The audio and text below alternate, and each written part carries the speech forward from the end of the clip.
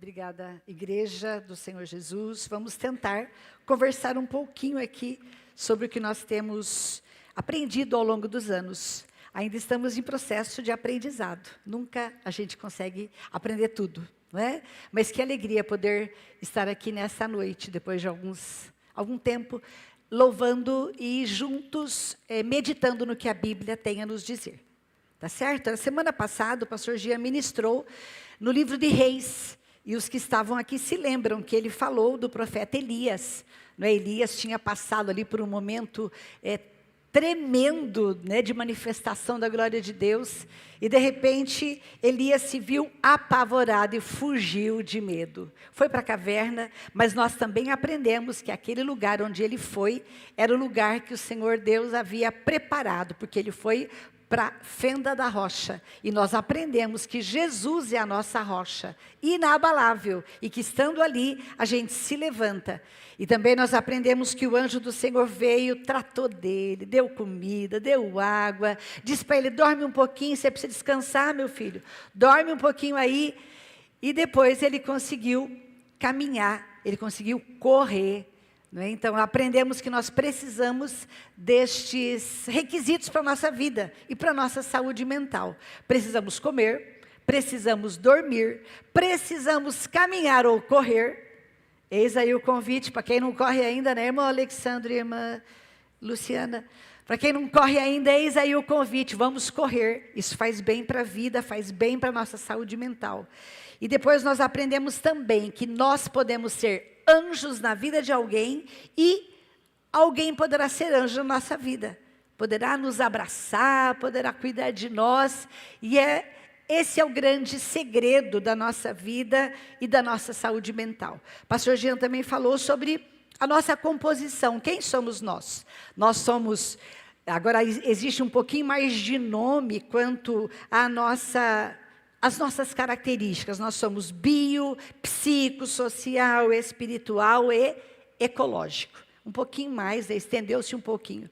Por que bio? Porque nós temos aqui milhões, não é, de neurônios que estão aqui dentro do nosso corpo. Somos feitos, temos ossos, temos músculos, temos oxigênio, carbono, cálcio, enfim. Somos ali biológicos. No entanto, não podemos nos entender apenas como seres biológicos, não é?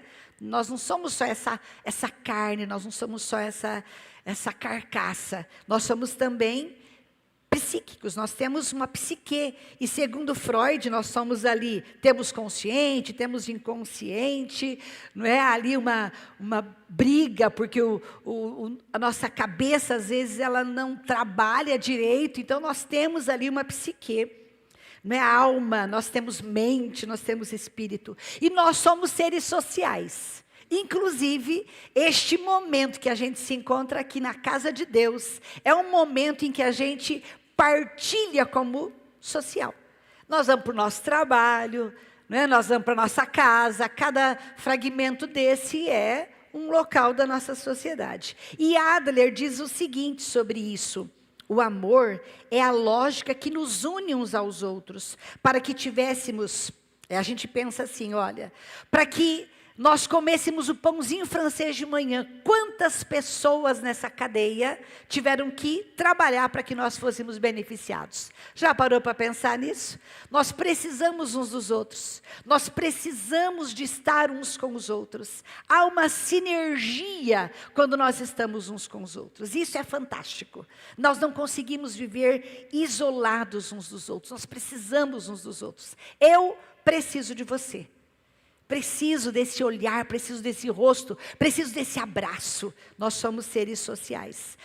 Nós também somos seres espirituais. E a ciência diz que quando nós temos uma espiritualidade, né?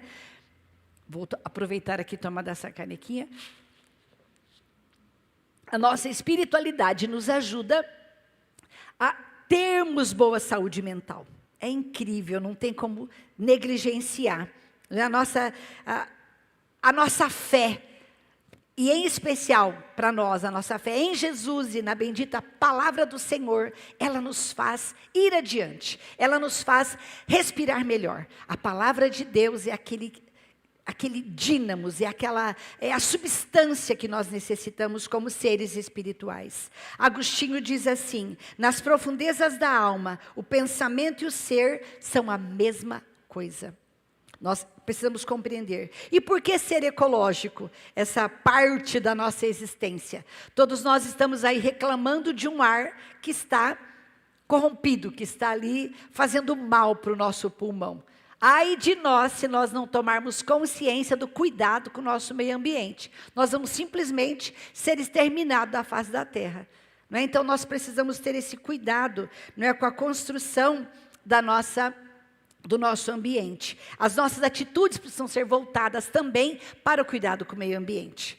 E quando a gente fala de saúde mental, de repente a gente lembra de alguns nomes, né? O pessoal aí da filosofia vai lembrar de alguns, o pessoal de outras áreas vão lembrar de outros, e você já deve ter ouvido falar de uma pessoa chamada Freud, já deve ter ouvido falar de um tal de Lacan, de um tal de Skinner, de um tal de Viktor Frankl, já deve ter ouvido de um tal de Rogers. Todo esse pessoal aí deixou-nos um legado muito especial quando trata da questão do ser humano, do cuidado com a mente, do cuidado com o ser humano. No entanto, hoje eu não vou falar deles. Um outro momento qualquer, a gente até pode trabalhar isso aqui. Hoje, o nosso papel aqui, o nosso objetivo é mostrar através da Bíblia, através da palavra, o que é que nós temos como recursos para nos ajudar a termos uma boa saúde mental. E, por falar em saúde mental, existem, até na nossa comunidade, alguns profissionais que já lidam com isso,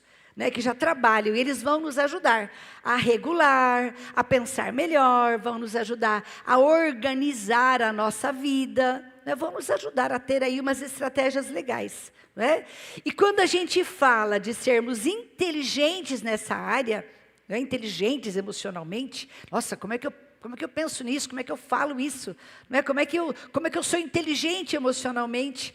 Nós entendendo que somos filhos de Deus, que nós não somos escravos do medo, já é um primeiro passo para a gente poder ser inteligente emocionalmente.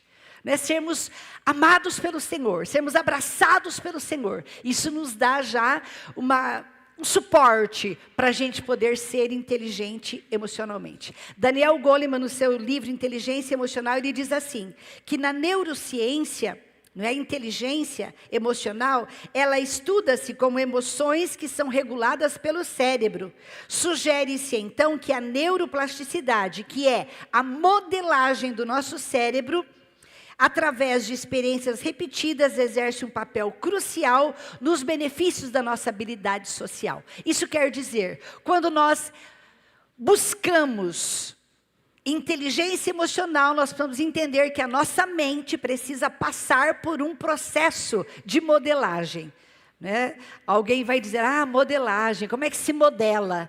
Né? Como é que se modela o pensamento? Paulo já ensinou para a gente lá em Filipenses. Tudo que é puro, tudo que é verdadeiro, tudo que é honesto, seja isso que ocupe, tem mais palavras, seja isso que ocupe o vosso pensamento. Então o nosso pensamento pode ser transformado. E ainda Romanos 12, transformai-vos pela renovação da vossa mente.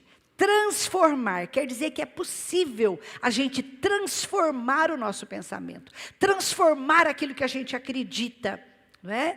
E esse transformar, ele passa por essa relação social, passa aqui por nós estarmos juntos, passa por eu olhar no olho do outro, para eu conseguir enxergar o outro na sua essência. Não é? Essa aprendizagem, ela precisa e ela acontece quando nós estamos juntos. Se a gente manda um recadinho pelo WhatsApp, eu tenho certeza que nós não conseguiremos enxergar o olho do outro. E muitas vezes nós estamos à mesa, e você já deve ter vivenciado isso, num jantar maravilhoso, comidas deliciosas, e as pessoas estão automaticamente olhando para aquele aparelho sem ter comunicação. Vai nos faltar condições de nós sentirmos o que o outro está ali passando.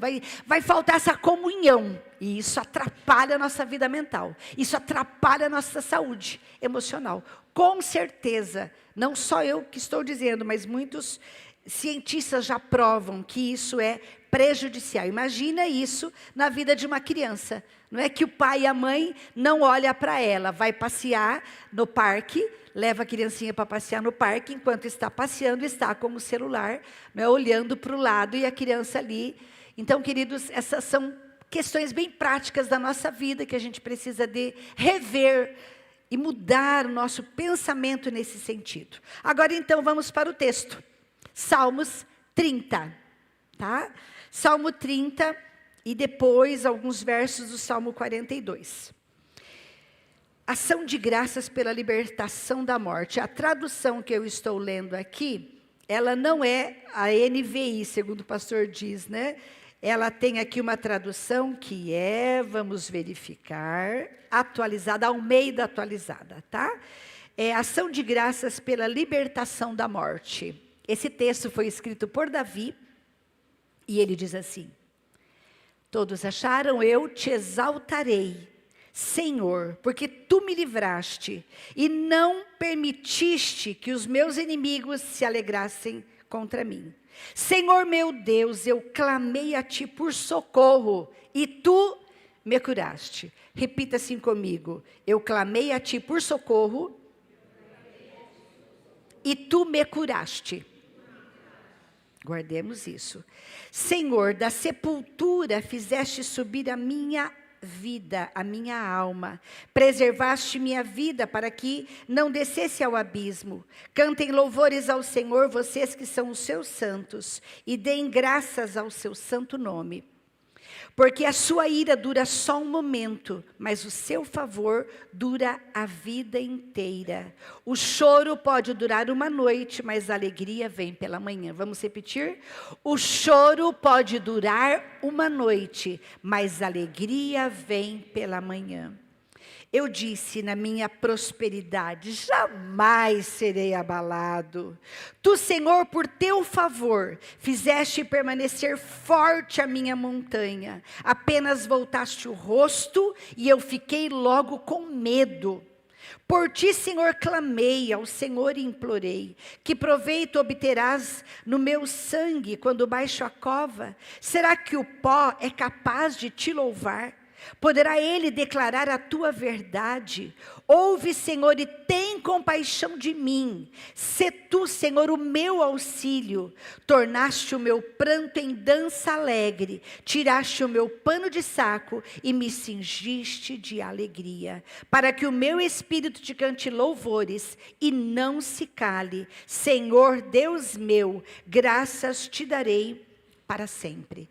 Que o Espírito Santo de Deus, por sua misericórdia, ele fale conosco através desta palavra. Amém? O salmista, os salmos, eles estão repletos de textos que tratam das questões da alma. Se nós formos ler do 1 até o 150, você vai observar ali que tem hora que o salmista, que não é só Davi, tem os filhos de Corá, tem Moisés e outros, eles falam assim de uma forma com o Senhor Deus, parece que eles estão assim, morrendo. E de fato, eles estavam com uma alma completamente conturbada e triste, não é? Eles estavam aqui mostrando de fato o que estava acontecendo dentro deles. E é muito importante a gente observar que quando a gente fala, isso também nos ajuda na nossa saúde mental. Quando a gente escreve, isso também nos ajuda. Então, o nosso corpo, os nossos sentimentos, isso tudo vai nos orientar. Se aqui alguém estiver com uma dor de cabeça, possivelmente vai vagar um pouquinho. Se estiver com dor de estômago, alguma coisa física vai atrapalhar que a gente consiga até se concentrar. E esse processo também é natural, né? Nós comunicamos, o nosso corpo nos comunica que alguma coisa não está bem. E o que é que nós estamos sentindo agora? Tristeza? Alegria? Estamos sentindo culpa? Estamos com vergonha? Estamos com fome? Nós estamos enraivecidos? Nós estamos irados? Como é que nós estamos? Não é? Daí eu faço uma outra pergunta. Como é que nós estamos na nossa vida? Como é que está a nossa alimentação? Como é que está a nossa atividade física? Como é que nós estamos nos nossos relacionamentos? O que nós temos ocupado na nossa mente? O que tem ocupado a nossa mente? O que tem ocupado o nosso tempo? Né? O que nós temos visto e o que nós temos ouvido? O que tem feito os nossos dias felizes ou tristes? Né? E às vezes a gente nem para muito para pensar nessas questões. E a Bíblia nos mostra estes homens, como vimos a semana passada, o profeta Elias. Estamos vendo aqui um homem, rei, que ele governou uma nação e ele teve muitas habilidades, mas ele teve momentos de extrema tristeza, de extrema alegria. E ele chorou muitas vezes. E nós temos exemplo de outras pessoas que choraram, inclusive o nosso Senhor Jesus. Ele chorou. E um dia ele chegou para uma viúva e disse: por que choras? Ele sabia por que ela estava chorando, ela estava enterrando o seu filho. Mas às vezes o Senhor também nos faz algumas perguntas para que a gente possa verbalizar e ouvir a nossa própria fala. Então, por que choras? Não é? E Davi aqui está retratando algo que é humano, algo que é nosso. Foi lá naquela época, mas essa palavra ela é real para nós hoje. E veja que os salmistas, durante todo o tempo que eles escreveram, que eu não sei precisar quantos anos foi, eles tiveram situações as mais diversas possíveis. A vida deles não foi equilíbrio total. E se você lembrar daquele aparelhinho que é colocado no paciente, principalmente quando está em UTI, que ele fica fazendo esse movimento, oscilando, indica que aquela pessoa está viva. Não é? Aquele aparelho vai mostrar que a pessoa está viva. E nós também, se nós estamos com o nosso aparelho nesta forma aqui, nós estamos vivos. Isso quer dizer que nós não estamos equilibradíssimos e que está tudo bem. A palavra tudo é muito extensa, ela é muito longa. E se eu lhe disser, está tudo bem? Não posso lhe fazer essa pergunta, porque alguma coisa poderá ser que esteja cambaleando, esteja balançando, mas estamos vivos. E o que nós vamos fazer com essa nossa vida? O que nós vamos fazer com esse choro? O Senhor Jesus não vai dizer assim para nós, engole esse choro. Ele não vai nos dizer, Ele vai acolher esse nosso choro. Ele vai acolher esse nosso choro. Então Ele pergunta para nós hoje, por que você está chorando? E é interessante que nos momentos que nós estamos bastante angustiados, e o salmista ele falou isso para nós, não é? Senhor meu Deus, eu clamei por Ti e Tu me curaste. No momento que nós estamos profundamente angustiados, a nossa primeira atitude é buscar aquele que pode todas as coisas. É estar de joelhos. A gente ajoelha no banheiro, no quarto, a gente vai chorando no carro, a gente anda dirigindo e chorando, a gente vai falando com Deus, e é isso mesmo, o Senhor é capaz de nos curar, o Senhor é capaz de nos levantar, o Senhor é capaz de fazer algo novo em nossa vida. Rollo May, que é um psicólogo existencialista, ele diz assim, olha, que o sofrimento é uma das formas mais potencialmente criativas da natureza. Assim como a pérola é produzida pelo esforço do molusco, por adaptar-se à irritação do grão de areia, assim também os grandes artistas, como Van Gogh, Dostoiévski e outros tantos. Então, o nosso momento de tristeza, de angústia, poderá servir para que a gente vá adiante, para que a gente produza algo. E o salmista, ele produziu, ele fez obra de arte, ele fez poesia. E de repente, você também, no seu momento de angústia, aí está tentando ver algo que você possa fazer para ressignificar a sua vida. Eis aí uma dica, produza arte, faça uma arte. Quando nós temos aqui esse homem declarando que ele buscou ao Senhor e ele teve cura, isso é para nós hoje, segundo o que nós acabamos de falar e de ler. Ainda precisamos compreender que ele diz assim, que quando calou, ele falou, né? Ele falou, Senhor, eu falei contigo. E nós entendemos que quando a gente fala, a gente é curado também. E o Salmo 32:3 fala assim, olha, enquanto eu me calei, envelheceram-se os meus ossos pelo bramido de todo dia. Se nós nos calarmos, a gente vai secar. E essa secura pode ser espiritual, mas também pode ser doentia, a gente adoece. Porque vai para algum lugar do nosso corpo aquela dor, aquela angústia. Isso também é natural. E Calvino, ele disse assim sobre esse versículo de calar-se: os seus ossos não se consumiam com a idade, mas com os terríveis lamentos da sua mente. Não é que ele estava envelhecido, né? E ele andava muito, ele corria muito, ele fugia muito, né? Davi vivia correndo, fugindo dos seus inimigos. Ele não tinha tempo para ficar brincando. Ele só teve um tempo lá, enquanto ele cuidava das ovelhas, que ele ficava quietinho, mas o resto da vida dele, ele tinha que sair correndo.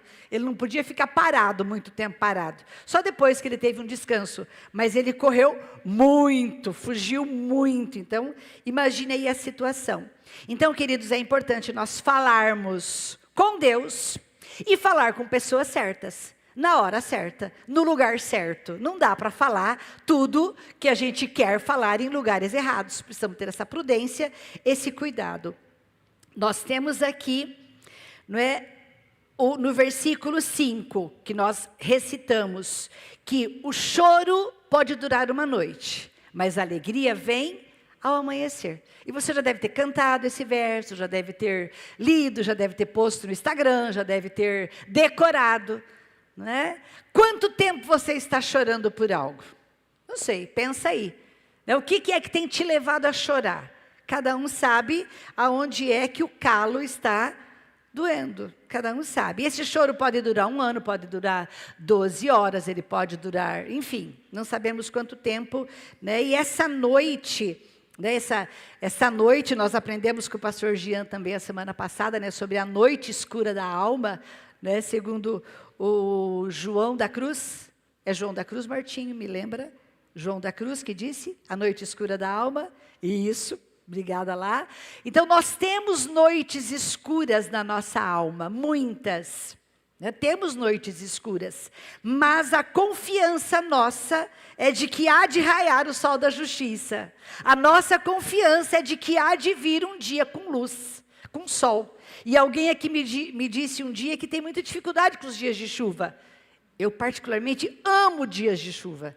E tem mais alguém por aí também que ama dia de chuva. Mas ele fica cinzento, não é? E nem sempre nós vamos ver o sol. Mas quando nós estamos com a alma acabrunhada, quer dizer, com a alma triste, a gente anseia por um dia de luz. E a gente fica sempre com aquela frase: eu queria ver uma luz no fim do túnel. Veja lá qual é a luz que vai estar no fim do túnel. Nós precisamos enxergar que o nosso Jesus é luz. E que se Ele chega, Ele clareia. Por isso que saúde mental tem tudo a ver com Bíblia e com Jesus. Mas não é aquele encontro, assim, aquele esbarrão em Jesus. Não, é o toque em Jesus, é o encontro com Jesus que vai fazer com que a luz chegue numa noite escura da alma.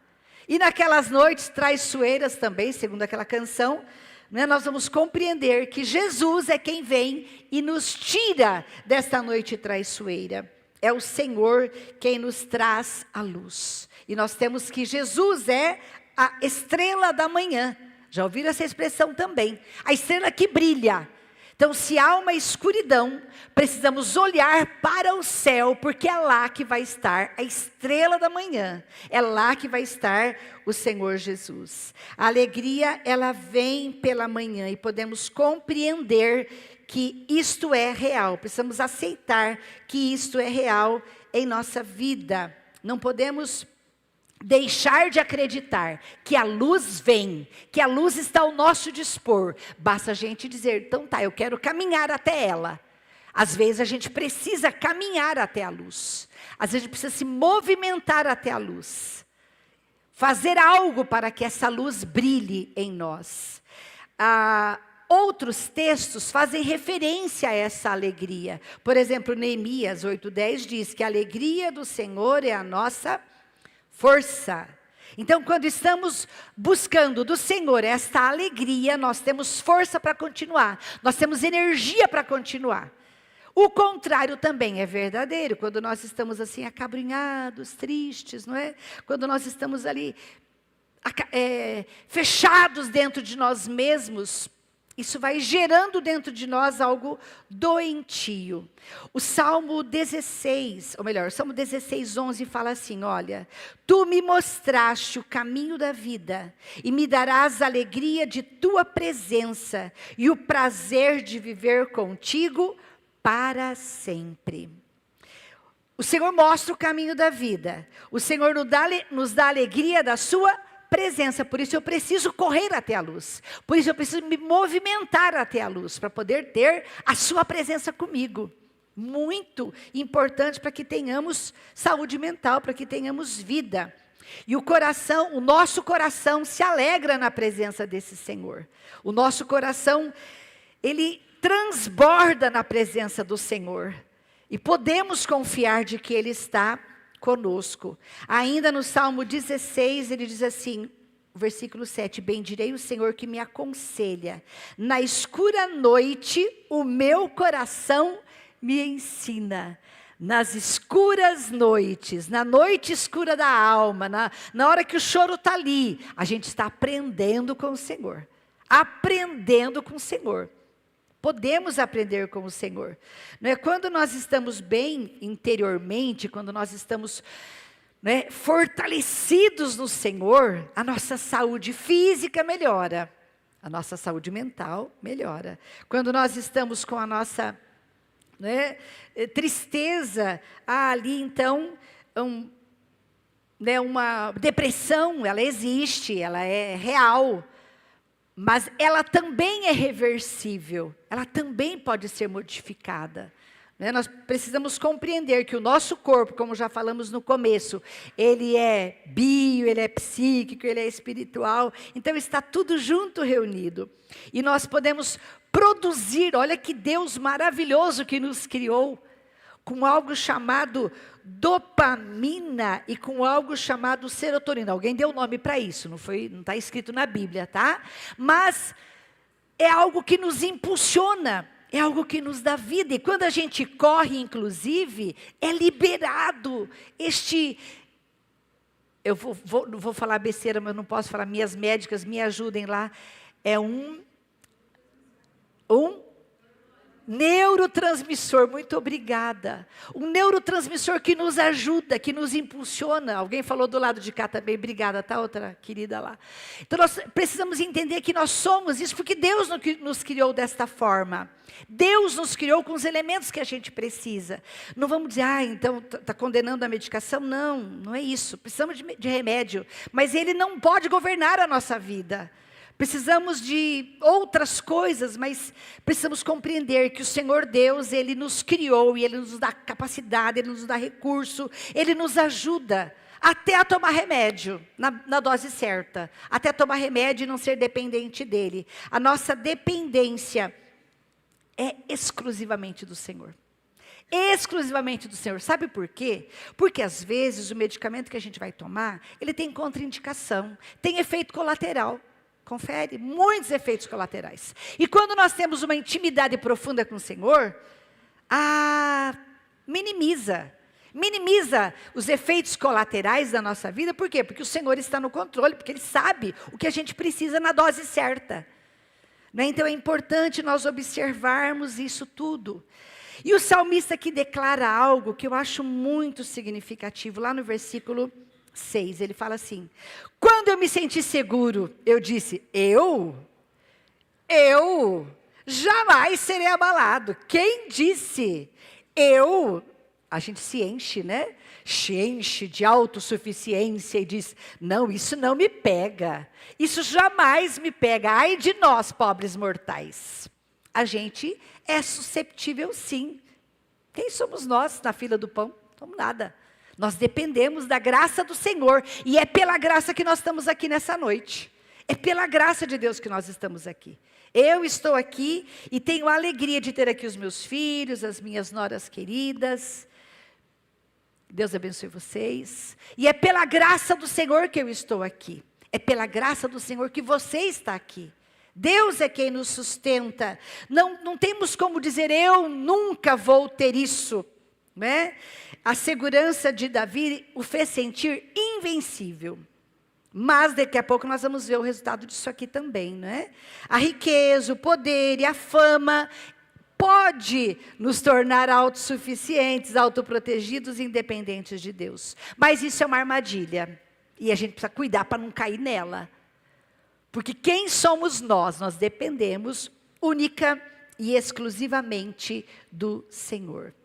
O verso 7 diz, veja um pouquinho depois, olha.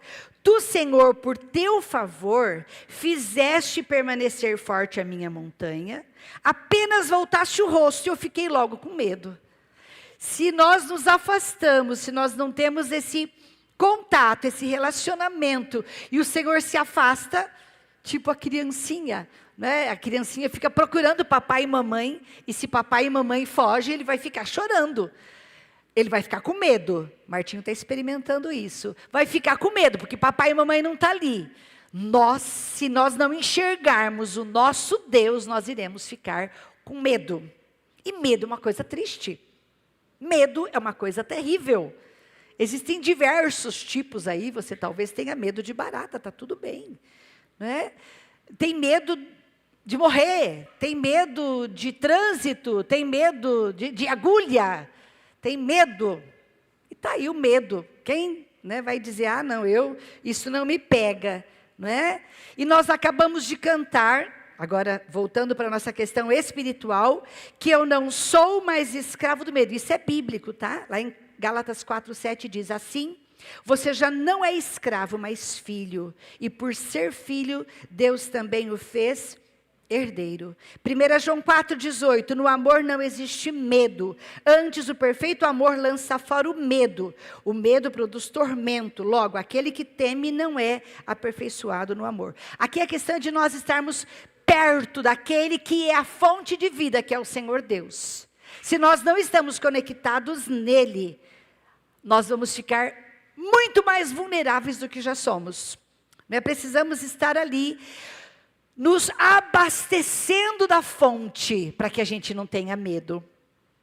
Abastecendo-se na fonte, para que nós não tenhamos medo.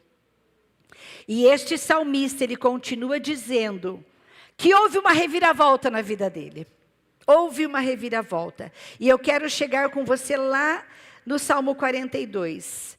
Um pouquinho, depois nós vamos voltar ali, para finalizar, vendo a transformação que este homem teve. Mas lá no Salmo 42, que é o Salmo dos filhos de Corá, ele diz assim, lá no versículo 5, ou melhor, versículo 3, depois o 5. As minhas lágrimas têm sido meu alimento dia e noite, e enquanto me dizem continuamente, o seu Deus onde está? Então, quando você está aí, triste, choramingando, sem saber o que fazer, alguém pode dizer assim para você, mas você não crê em Deus? Cadê seu Deus? E você até passa, às vezes, até a duvidar, né, de que Deus exista, de que Deus está fazendo algo.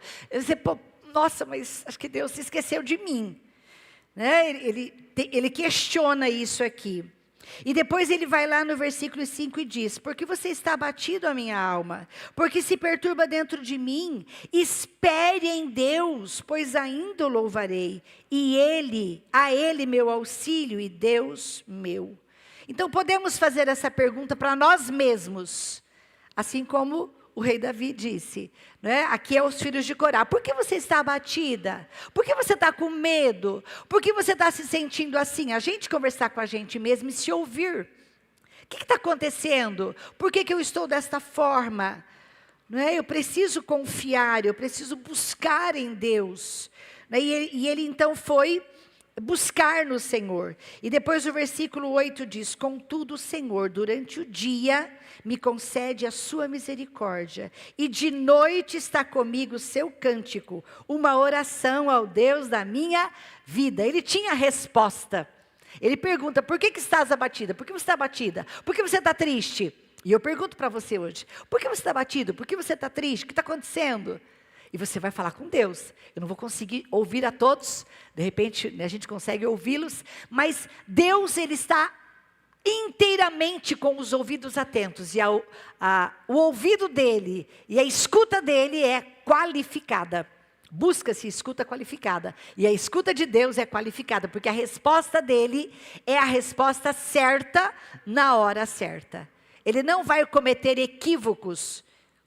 Muitos seres humanos, muitos profissionais podem cometer algum equívoco nesta área, mas o Senhor Deus não.